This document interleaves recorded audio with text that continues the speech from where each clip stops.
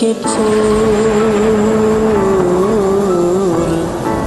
हो गइलू गुलरी के फूल।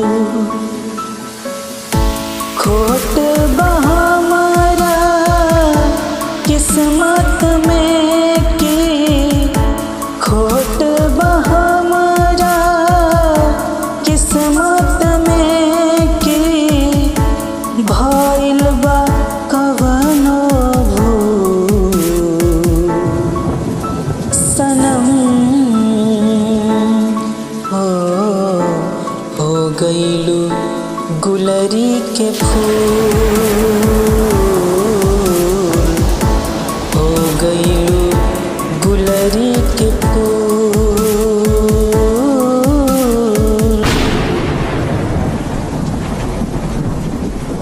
देह कौन काम के बा जान के बिना, मंदिर न होला भगवान के बिना।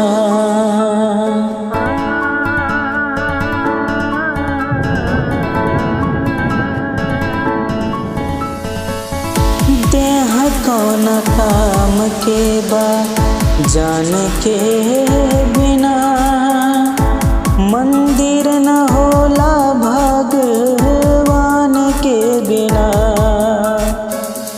याद के सहारे जिंदगी बिताइब, याद के सहारे जिंदगी बिताइब, लेके चरनिया के धूल।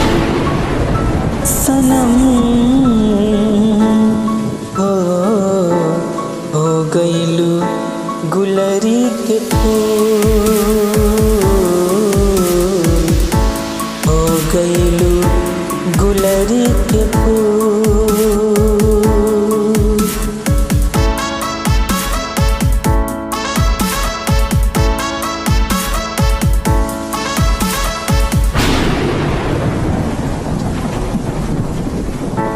हाथ मली हम होके किनारे, जैसे खिलाड़ी कोनो जीत के हारे।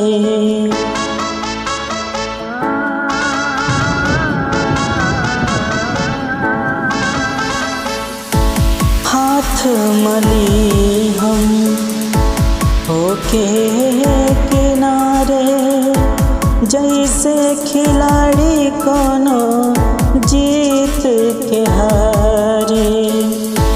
तोहरा खुशी के खातिर हमारा, तोहरा खुशी के खातिर हमारा, हर दुख बाटे कबूल। सनम